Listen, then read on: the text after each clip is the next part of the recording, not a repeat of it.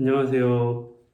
코로나19 일일 확진자가 조금씩 감소하는 추세이지만 아직은 완전히 안심하기는 어려운 것 같습니다. 여전히 조심하시고 건강에 유의하시기를 진심으로 기도하겠습니다. 오늘은 공과 제37과 하나님이 원하시는 삶에 대해서 함께 나눠보겠습니다. 오늘의 말씀은 사무엘하 6장 1절에서 15절까지의 말씀입니다. 영상을 잠시 멈추시고 성경책을 펴셔서 오늘 말씀을 읽어보시기를 바랍니다. 말씀 나누기로 넘어가겠습니다. 사울 왕이 죽자 다윗이 이스라엘의 왕이 되었습니다. 왕이 된 다윗이 가장 먼저 한 일은 하나님의 법궤를 다윗성으로 옮기는 일이었습니다. 당시 하나님의 법궤는 기럇 여아람이라는 곳에 있었는데 이는 엘리 제사장이 죽은 후에 블레셋 사람들이 거기에 가져다 두었기 때문입니다. 법궤는 하나님께서 이스라엘과 함께 하심을 나타내는 가장 중요한 신앙의 상징이었습니다. 그런데 이렇게 중요한 성물을 옮기는 과정에서 다윗은 미처 생각하지 못한 중대한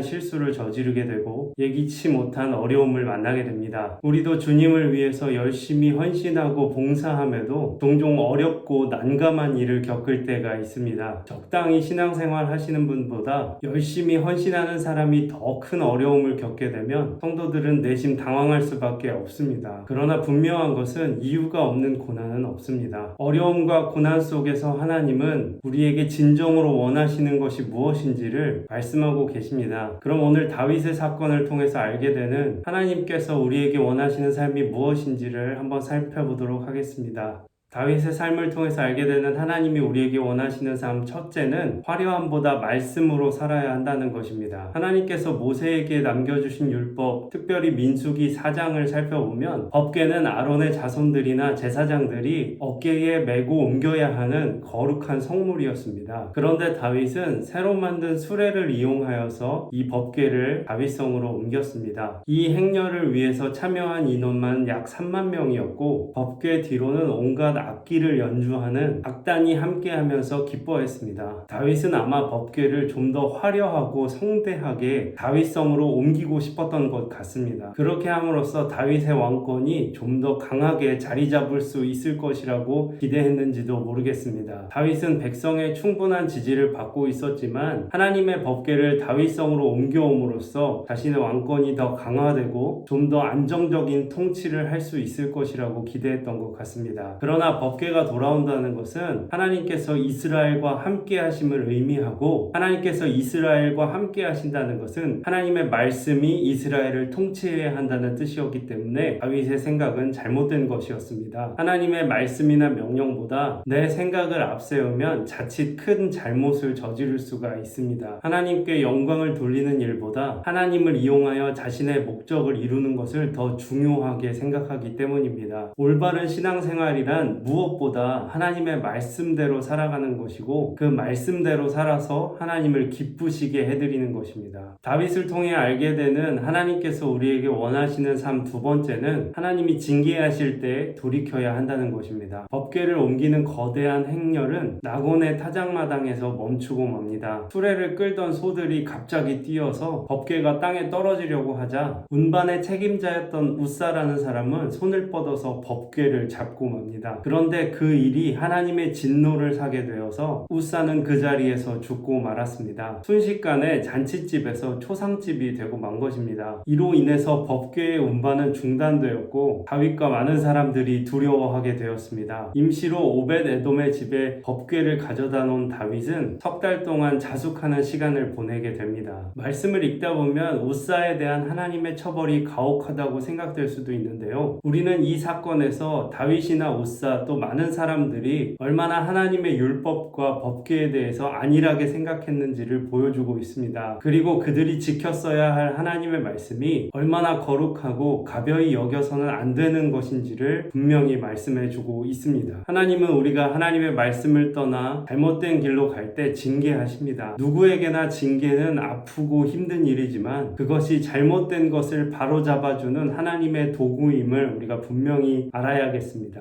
법궤를 법궤를 옮기는 일이 다윗의 생각대로 그냥 진행되었다면 다윗은 자신이 하나님의 말씀을 어겼다는 사실을 몰랐을 것이고 많은 사람들이 하나님의 임재를 상징하는 법궤와 하나님의 존재에 대해서 가벼이 여겼을지도 모를 것입니다. 따라서 하나님의 징계는 많은 사람들이 하나님에 대해서 올바로 알게 하기 위함이고 하나님의 말씀을 잘 지켜 행하게 하기 위함임을 깨달아야 합니다. 하나님이 징계하시면 원망하고 불평하기보다 그때를 회개의 기회로 삼으시기를 바랍니다. 다윗을 통해서 알게 되는 하나님이 우리에게 원하시는 삶 세 번째는 우리가 하나님이 기뻐하시는 방식으로 살아야 한다는 것입니다. 법궤가 오벳 에돔의 집에 있던 3개월 동안 다윗이 무엇을 했는지 성경에는 정확히 기록되어 있지는 않습니다. 그러나 이후에 다윗의 달라진 모습을 통해서 우리는 몇 가지를 유추해 볼 수가 있습니다. 얼만큼 회개하고 자신을 돌아봤는지 유추해 볼 수가 있습니다. 하나님께서 오벳 에돔의 집에 복을 주셨다는 소식을 들은 다윗은 하나님의 방법대로 법궤를 메고 다윗성으로 올라왔습니다. 소와 살찐 송아지를 하나님 앞에 제물로 바치고 하나님 앞에서 춤을 추고 환호하며 기뻐했습니다. 성경에서 다윗이 달라졌던 모습 세 가지를 살펴보면요. 첫 번째, 수레를 사용하지 않고 모세의 법에 따라 레위인들이 하나님의 법궤를 메도록 하였습니다. 두 번째, 성경에 보면 6걸음 걸은 후에 하나님께 제사를 드렸다 하였는데 그만큼 하나님의 뜻을 살피며 조심스럽게 진행했다는 것입니다. 세 번째, 하나님의 뜻에 감사하여 희생의 제물을 하나님께 드렸습니다. 즉 다윗이 하나님과의 관계를 올바로 맺었다는 뜻입니다. 하나님의 징벌과 제재는 우리를 잘못으로부터 돌이키게 합니다. 하나님께 영광을 돌린다고 하면서 실제로는 나 자신의 욕심을 채우려고 하는 그러한 잘못을 우리는 늘 조심해야 합니다. 그리고 만일 잘못했다면 그것을 바로 알아채고 인정한 후에 돌이켜야 합니다. 하나님께서는 우리가 하나님을 위해서 어떤 대단한 일을 하는 것보다 하나님을 기뻐하며 살기를 원하신다는 사실을 늘 기억하시기를 바랍니다. 사랑하는 자녀들이 잘못된 길로 더 깊이 가지 않도록 하나님께서 우리를 제재하실 때가 있습니다. 하나님께서 우리에게 진정으로 원하시는 것은 하나님께 영광 돌리기를 위해서 애를 쓰고 내 삶을 통해서 주님이 기뻐하시기를 소원하는 모습입니다. 세상에 많은 사람들이 추구하는 화려하고 그럴듯한 모습이 아니라 하나님을 경외하고 두려워하며 또 사랑하고 겸손히 순종하는 그러한 모습이 바로 하나님이 원하시는 삶일 것입니다.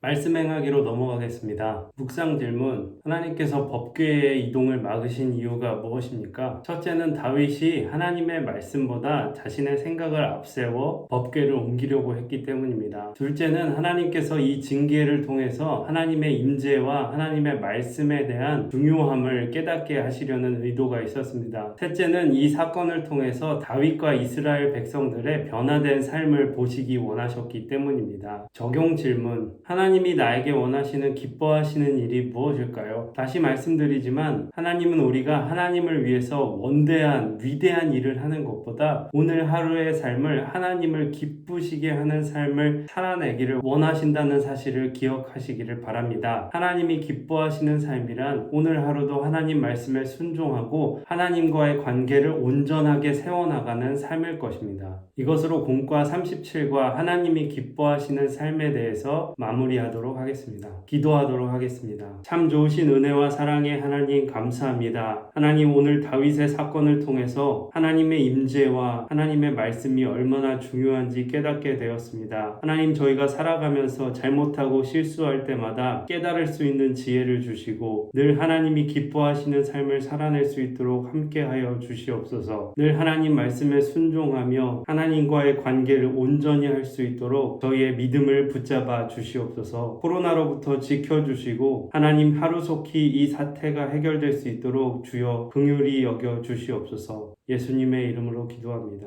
아멘.